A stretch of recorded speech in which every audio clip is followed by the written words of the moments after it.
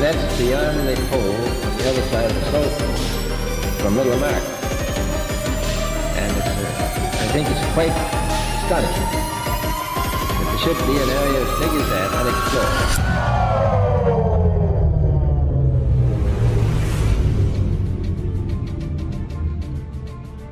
Hi, how are you? I hope you always healthy. Welcome to my channel, World History Official.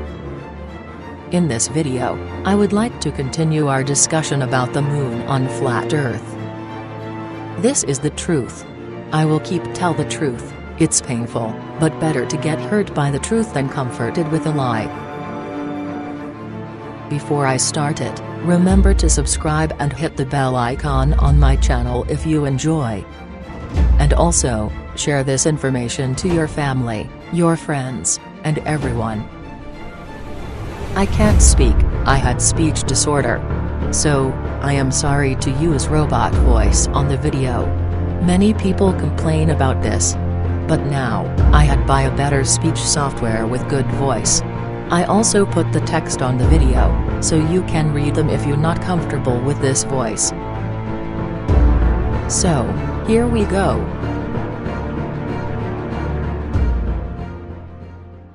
Note that NASA have not taken any photos or videos of a solar eclipse from space since the 1960s. This is because satellites and spacecraft are hoaxes, and nothing has gone past 100 kilometers in altitude. NASA with all their money and spaceships just give us lies and cartoon-style CGI. So, we need to forget all of this hogwash, and go back to ancient myth. The solar eclipse has caused fear, and been associated with myths, legends and superstitions throughout history. Even today, an eclipse of the sun is considered a bad omen in many cultures, but we will elaborate on this later. Note, esoterically and astrologically, I would say never to make a big life decision near, or on a solar eclipse, or even during the solar and lunar eclipse fortnight, unless you really know what you are doing with bringing the energy down and harnessing it. In Vietnam, people believed that a giant frog was devouring the sun, while Viking cultures blamed wolves for eating the sun. In ancient China, a celestial dragon was thought to lunch on the sun. Norse mythology explained that eclipses were the doing of sky wolves, or warg, which would chase and eat both the sun and moon. According to ancient Vedic mythology, the deity Rahu, a god of darkness, attempted to sneak a taste of an elixir of immortality.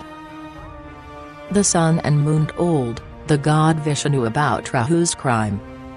Vishnu sliced off Rahu's head as the demon was drinking, so Rahu's head became immortal. In rage and frustration, Rahu's head continues to chase the sun and moon, occasionally swallowing them. Because he has no body, however, the moon and sun disappear only momentarily, and fall out the bottom of his head. Rahu is also known as the Black Sun, or Shadow Planet. There are scores more myths from around the world regarding the solar eclipse, but we will focus on Rahu from Vedic lore more than the others. Remember in the first chapter, we spoke of flat Earth nodes, where the moon crosses the sun's trajectory in a given lunar month. A solar eclipse only occurs when there is a new moon, and the sun and moon are both at the same flat Earth node at the same time. This happens about twice a year on average. There are 3 types of solar eclipse. The total and annular solar eclipses prove that either the sun or moon, or both, vary their altitude from the Earth. Totality, during a full solar eclipse, can only be seen from a very small area on Earth. This area is usually about 100 miles, or 160 kilometers wide, and 10,000 miles, or 16,100 kilometers, long. Areas outside this track may be able to see a partial eclipse of the sun, and most areas will see nothing. These facts all fit very well with the flat Earth model, and distance and size of the Sun and Moon, that we presented earlier. Have you ever noticed the path of a solar eclipse is always a thin stripped curve on the ball model? Place this on the flat Earth, and it's simply the path of the Sun at the time of the eclipse. This images is all of the solar eclipse paths from 1996 to 2020.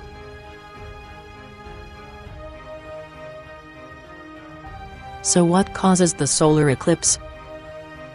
Many within the flat Earth community, many believe there is another object, like a black sun, or Rahu. One driver for this is, that the Moon cannot eclipse the Sun, because it's semi-transparent.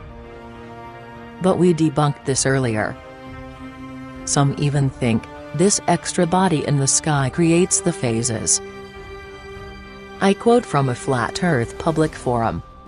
Rahu seems to occasionally try to swallow the Sun and the Moon, creating solar and lunar eclipses, but it seems like every month Rahu attempts to swallow the Moon very slowly, before the Moon gradually comes out the other end, meaning that Rahu either has a hole in the end of is simply blocking to Sun.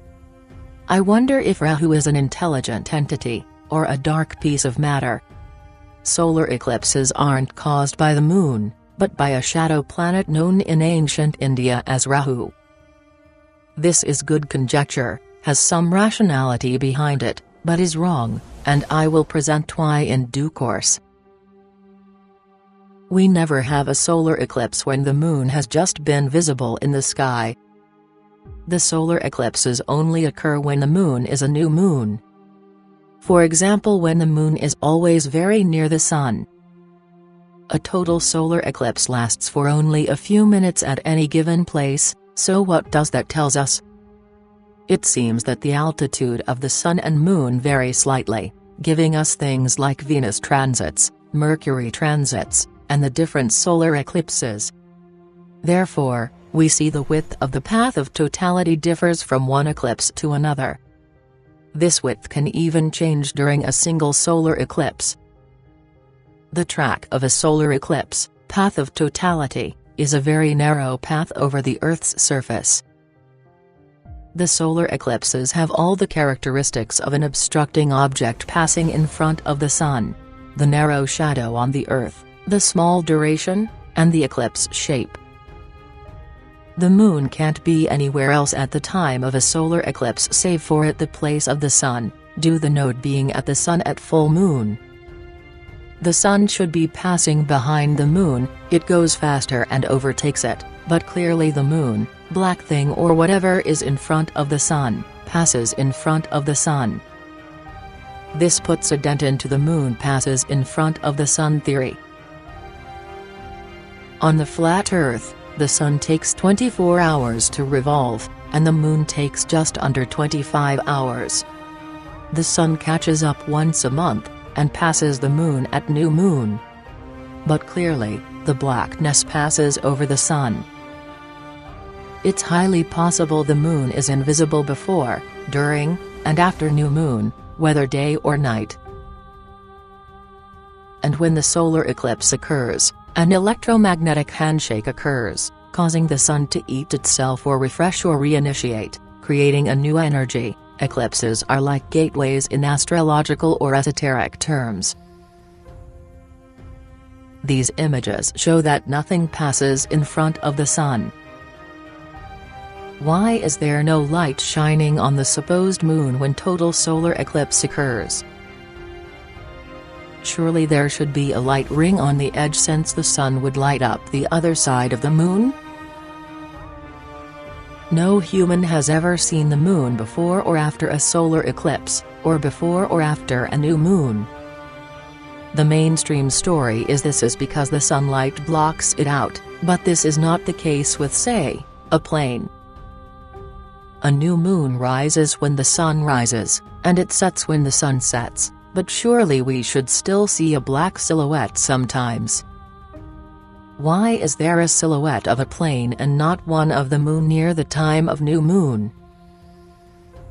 Moving on, if it were another separate body passing in front of the Sun, Rahu or Ketu, then surely we would see these black bodies at other times? Another option is that there is a divine dance of translucent bodies in the sky causing the solar eclipse, backed up by these images. At the moment, these three options are leading the way in flat Earth terms, and funded projects are needed to know more. 1. The sun eats itself from an invisible moon pranic handshake. 2. There is a dance of other objects in the sky, and one passes the sun sometimes. 3. The moon passes the sun, least likely. We live in an interdimensional reality, and it's highly possible all the luminaries are non-physical. This image is said to be from the Miloslav Druckmiller Institute of Mathematics, Faculty of Mechanical Engineering, Brno University of Technology, Czech Republic. This for me is fake.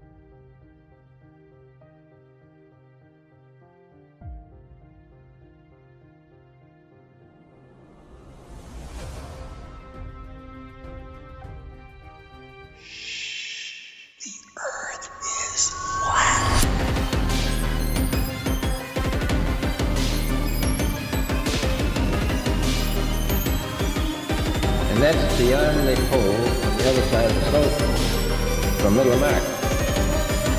And I think it's quite astonishing that there should be an area of figures that unexplored.